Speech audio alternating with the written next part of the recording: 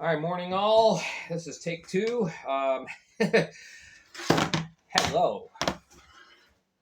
Well, that was interesting. All right, so a lot of goals last night, a lot of action, 5 games, and already tried to do this and didn't turn out well. So because I was just too many goals to talk about, so we're going to shorten things. All right, so last night we started things off in Binghamton. The Elmira River Sharks traveling to take on the Black Bears. It's an 8-3 penalty marred game. Not the egregious kind. It was just one of those games where the referees were extremely ticky-tacky and called everything, wanting to make their marks on the game, and that's not the way you get famous. All right, so this game took a little bit to get going, and then bam, Binghamton turns on the offensive waterworks. They score 4 goals in the span of 2 minutes in the first. Dana Stone, Tyson Kirkby on the power play, Gavin Yates just 9 seconds later, and Austin Thompson, Kozlowski not having a good game, and it wasn't helped by the officials any either. Second period starts. This time Rodriguez in goal, and I thought Kozlowski's night was over. No, he was only in for 5 minutes. Thomas Ray scores. That's Binghamton's 5th goal. And then Kozlowski came back in, apparently just an equipment issue. Okay, so Brendan Stanko scores in the power play halfway through the second. And then finally, Elmira says, you know what? Binghamton's scoring lots of goals. Let's do that too. So Houston Wilson ends up getting a goal, 11-19 mark. That's basically getting Elmira off the snide. And then in the third, Martin Muka scores 2 power play goals in less than a minute. 2 separate power play goals. No, it wasn't a 5-on-3 situation. It was just 5-on-4 power play, penalty, 5-on-4 power play.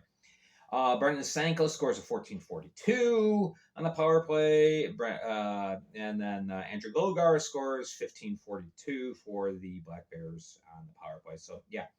By the way, Rodriguez was in on the third period for the whole third period. So, after the second, Kozlowski's night was done. All right, so ends up being an 8-3 final. Power plays, Elmira 2 for 11, and Binghamton 4 for 7. Too much. Kozlowski takes the loss. He goes 15 for 20 in 34 minutes played. Rodriguez stopped 14-17. Meanwhile, Connor McAnanima, see Bob, 39 for 42. It's muscle memory.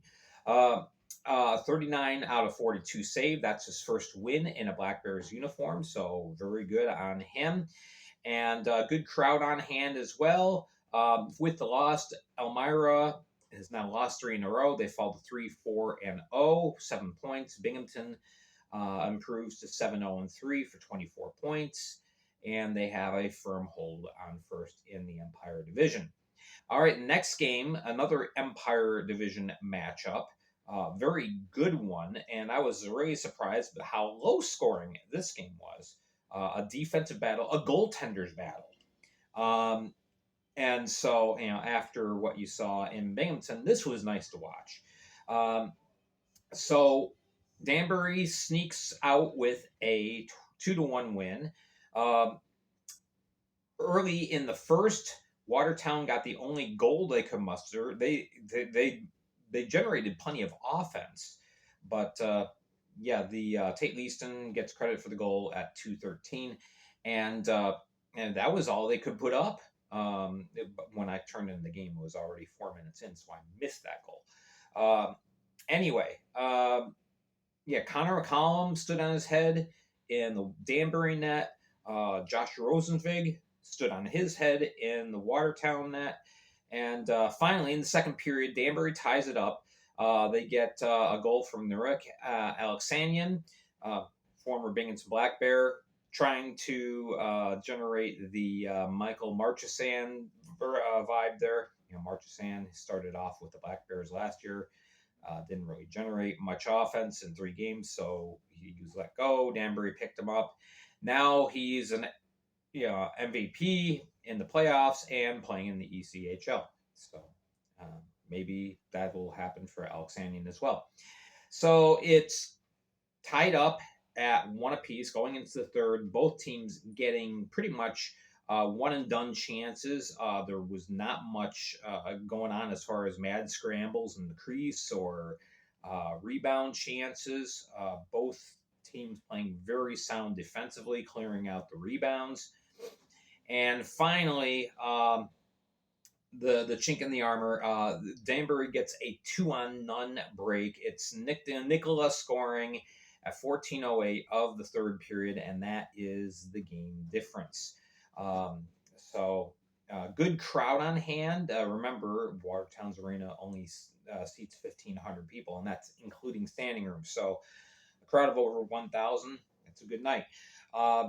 So yeah, Danbury improves to 5-5 on the season, 14 points now, and Watertown falls to 2-5, 6 points. But Watertown did not play a poor game. McCollum was fantastic, stopping 41 to 42. Josh Rosenvig was fantastic. He had his best statistical night of the year, stopping 34-36. Not much you can do on a 2-0.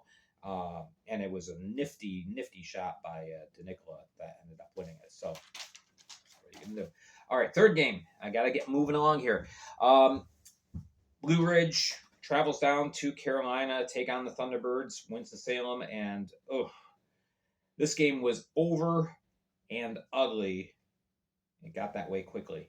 So yeah, Carolina pulls out an 8-1 blowout. If Blue Ridge was hoping to score 12 goals again, it wasn't going to happen. So Connor Green starts the first period for the Bobcats, stops 14 of 17.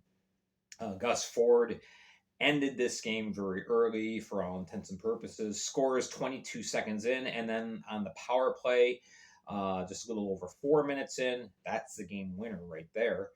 You had a couple of goals from Dawson Baker. You had a goal from Salak. You're going in the second period. Pavlas is now in goal for the Bobcats. It's 5-0 at the end of 2, and Blue Ridge only got 9 shots on goal on Cavalier. So it was just it was not pretty. And then in the third, Justin Daly did get the Bobcats on the board, breaking out the shutout bid for Cavalier. That's 10 seconds in. But then again, it was all Carolina. Panachek scores at 4 minutes in. 9 minutes in, things just fall apart. It gets ugly. It's a bloodbath on ice, and 7 players are ejected, 4 from the Bobcats. And the other half of the team was in the penalty box. So, yeah, Panachek scores another power play goal. Gus Ford gets a penalty shot and completes his hat trick at 16 minutes in. Tristan Wells, one of the players that got the gate, his penalty was an aggressor penalty, so he will be suspended for tonight. It's an automatic thing. You're ejected for an aggressor penalty. There's a mandatory suspension that comes with that. So, Tristan Wells will not be available for the Bobcats this evening. So there you go. 8-1. Gus Ford with the Hattie plus an assist. Panachek 2 goals and 2 assists. Cavalier not having a busy night, but he made the saves when he had to. 14 of 15. Connor Green takes the loss. 11 of 14 in the first period, and then Christian Pavlas went the rest of the way. So Carolina improves to 5-2, 14 points. They leapfrog in the second place in the Continental Division. The Blue Ridge Bobcats fall to 2-6-1 for 6 points, but they're not in the basement. So that's good. Just not a good game. All right, Mississippi traveling to Columbus, and what a surprise. Mississippi gives up a bunch of shots. Columbus generates a bunch of shots. The game was not as close as the score would indicate. Mississippi did a great job at clawing their way back and making it at least a contest.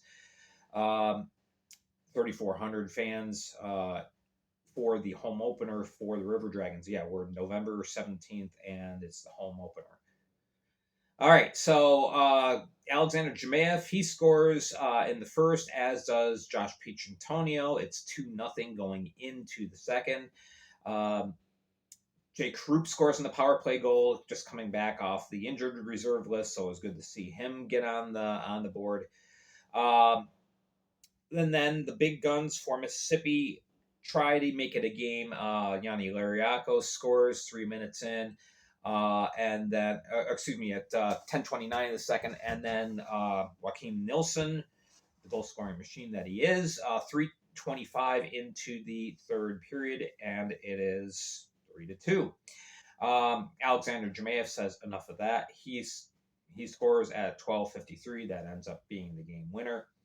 And Hugo Koch, he ends up scoring on the power play goal kind of late, 3 minutes left. And then, so they pull the goalie, Shepard's pulled, and J-Mac gets on the board with an empty netter at 19:10, and 5-3 is the final. Shots were 26-10 in the first period, 26. You're not going to win many games giving up 26 shots, especially to a team like Columbus. So, yeah, Jemayev gets 2 goals, including the game winner, plus an assist. McDonald had a couple of assists earlier on, plus his empty net goal. Brendan Colgan, not his best night, but he still gets the win with 23 saves out of 26 chances.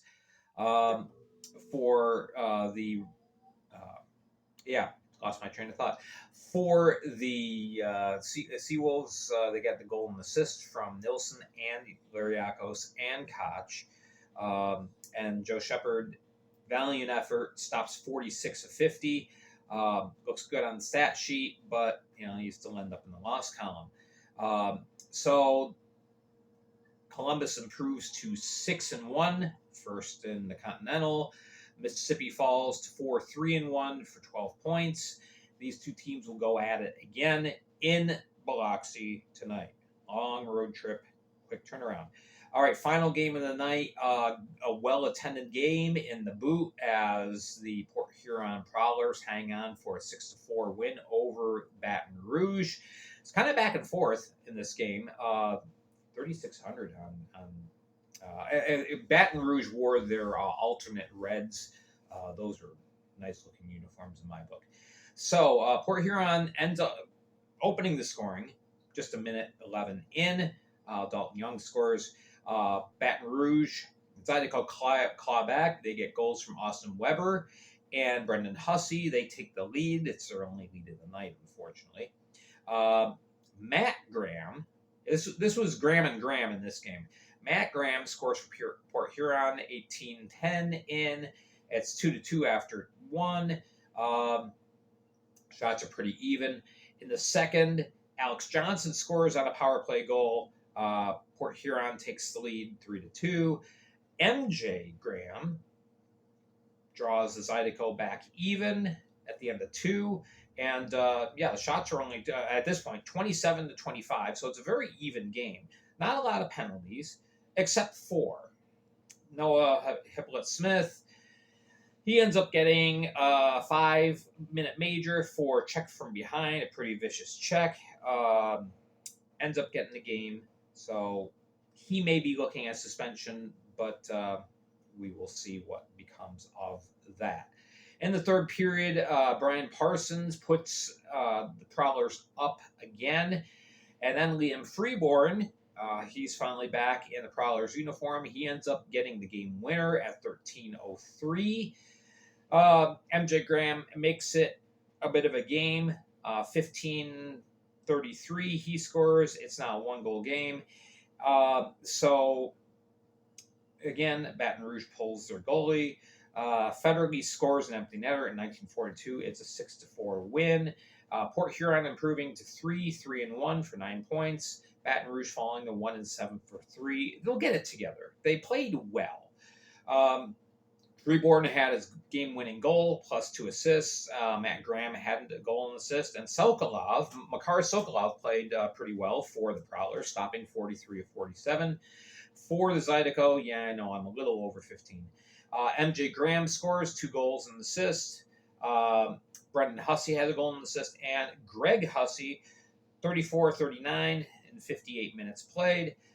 So very interesting game. We'll see what happens in the rematch in the boot tonight. So there is your sum up. We will take a breath, watch the games tonight, and we'll be back with you again tomorrow. Have a great day.